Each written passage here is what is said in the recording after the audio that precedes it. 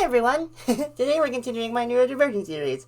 Usually I know that I said I would space them out a bit, but fortunately I found some new neurodivergencies I can research because after dyslexia there was only like 2 other ones to do. So yeah, that's why I wanted to space the series out, but since I found more to do research on, I feel like I can, make the video sooner than later. So yeah, today we're going to be talking about being dyslexic. Okay, now I know most of you are probably dyslexic. I kind of feel like I might be a tiny bit. I don't know. I can read fine, but then there's like words that I'm just like, what does that say? I don't know. Maybe I'll have to get myself tested for that. I'm starting to rethink I have a lot of more neurodivergencies than I thought I did, so that's fun. But anyway, let's get into it. Okay, now to start with, what is dyslexia that no one asked? It's when people struggle to read and write. Simply that, like they might struggle to read a word or write a word, they might not know how it's spelled, so yeah, dyslexia is just plain and simple as that, It's probably one of the most, simplest of all the neurodivergencies out there. I didn't know this, it was originally called word blindness, which, I kind of understand why they kind of changed the name there, because, being blind anyway is kind of being word blind, because, you can't read or write at all. Dyslexic people can at least read and write, to an extent, but yeah, I'm kind of glad they changed the name for that one. That one's not good. Also, this is kind of the same for all the other neurodivergencies as well. It affects people to different degrees. Obviously, it's all a spectrum at the end of the day. So, someone with really bad dyslexia could struggle to read, a small word or something, whereas, someone else might struggle to, read, a really big word, which isn't that bad, because obviously it's a big word. So, yeah. There are different, levels to it, basically. That's what I'm getting at here. Also, the problems of dyslexia may include difficulties in spelling words, reading quickly, writing words, sounding out words in the head, pronouncing words when reading aloud, and understanding what one reads. So, yeah. I feel like I struggled with that a lot as well, actually, to be honest. Sometimes I actually struggle to read a word in my head as well, which you think it would be opposite. I don't know. But, yeah, it's quite hard. One of my classmates when I was in primary school had dyslexia. Obviously I never made fun of him for it, obviously, but he couldn't really read that well. We were, in the same reading group, obviously, because, the autistic kid is in the lowest group, obviously, but, yeah, he struggled to read some words when we did reading sometimes. Also, this one is kind of what I just said, that these, difficulties are usually noticed at school. Obviously, because school is where you learn, so, it's when you're first learning to read and write, basically, and then that's how you're, oh, that kid might have dyslexia. Let's look into that. And then that's when you end up in the lowest group. So yeah, that, it's not a bad thing, obviously, but still, it was quite upsetting sometimes. This is kind of what I just said, really. There are more people with dyslexia than there are with ADHD, which doesn't surprise me at all, because obviously, most people with ADHD also have dyslexia because their minds are everywhere and they can hardly read and focus. So yeah, that actually does make a lot of sense to me. I'm not surprised at that at all. But I actually do want to quickly mention Percy Jackson. If you've never heard of Percy Jackson, it was a book series, then it became a movie, and now it's a TV show, which is not that great, by the way. But, yeah, it's about demigods, so the children of Greek gods and goddesses. And apparently, every demigod is actually neurodivergent, because every demigod has ADHD and dyslexia.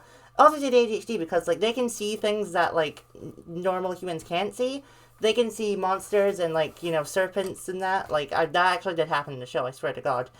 So, yeah, they all have ADHD and dyslexia, which I think is pretty cool. I like that. Apparently, the author's son has ADHD and dyslexia, so he did that as a way to, make it feel more normal to him, which that's really sweet, actually. I like that.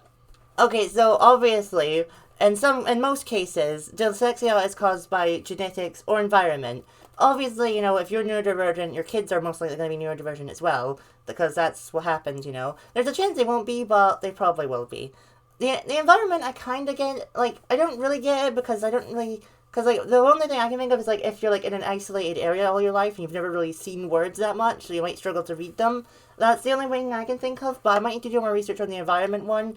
The genetics one, I 100% understand. But adding to that, not all dyslexia is actually caused by, genes and, environment. Because there's also a type of dyslexia which is caused by brain injuries, and it's called alexia. And I kind of feel like I just made a bunch of people's Alexas go off there, so I'm so sorry. But yeah, it's short for acquired dyslexia, so you get that from, brain injuries, which obviously that makes sense. If you get a brain injury, you might struggle to, do things. Because brain injuries can be really fascinating, Because, like, sometimes you'll forget, you'll not be able to see or be able to, like, write or anymore or be able to even move. But then there's times where it, like, helps you in a way. Because then you'll, like, be able to do, like, high math that you wouldn't have been able to do before. It's actually quite fascinating. It's a shame, though, obviously. Also, since I've never been diagnosed with dyslexia, I actually didn't know this one. It's diagnosed through a series of tests of memory, vision of spelling, and reading skills. Which, you know, the reading skills I get, but the memory one, not so much. Like, I don't really get that one. But obviously the reading skills I get, because, like, dyslexia is about struggling to read and write. So, yeah, that makes sense to me. I do write scripts a lot, to be fair, though, so I don't struggle that much with writing. I really struggle with adjectives, though. I need to get better with adjectives. It's also different from insufficient teaching or opportunities to learn, obviously. Because if you're a bad teacher, you know, and you haven't taught your kids that well, that's on you, really. I'm sorry, but it's funny, because I actually do remember learning how to read and write in school, and I actually quite liked it, and now I can read and write, so we're all good here. Also, like I said, dyslexia is the most common learning disability. Yeah, of course it is. I know so many people with dyslexia. Like, it's not crazy, obviously, but it's, I don't know what the word is, really. So it's the most common of them all, like, obviously, like, obviously ADHD, autism, all the other neurodivergencies are quite common as well, but this one's the most common amongst, like, the people that I've seen. I feel like I also need to say it affects all genders equally, because if you didn't know, autism and ADHD actually affect, you know, different genders differently. So, just say you were born female at birth, there's actually a lower chance of you to have autism. Like, which is weird to me, really. I don't understand how that is. I guess since, you know, I don't like saying this, but I guess since women mature more than men, I guess, like, I don't know. Although, to be fair, I think that part is mostly just depending on the person, because I've seen a lot of immature, like, cis women in my day. Okay, my final point for this video. Some people believe that dyslexia is best considered a different way of learning, with both benefits and downsides. Obviously, that's what I consider all neurodivergencies, to be honest, because, like, with autism, you, like, remember a lot of things, like, that other people wouldn't remember, but then you also forget something, like, instantly as well, which is terrible. I don't understand that, but that's what I gotta deal with. So yeah. And also with ADHD, you know, you're obviously, like, more, like, creative than, like, neurotypical people, I would say, but you also have problems of focusing, so yeah. So yeah, there are downsides and upsides to all neurodivergencies, but I think dyslexia, the way they've put this, it's actually quite nice. I like it. Okay, well that's my video about being dyslexic. Let me know if you're dyslexic in the comments down below, which you probably are, because, again, it's the most common one. Next time, I'm just gonna say it, next time I'm gonna be doing a video about dyspraxia, which was going to originally be the last one of the series, so I'm very glad that I found more neurodivergencies that I've never even heard of before, because now I can focus on them as well, and the series can continue a little bit longer, so that's great. But again, please like and subscribe, and I'll see you next time. Bye!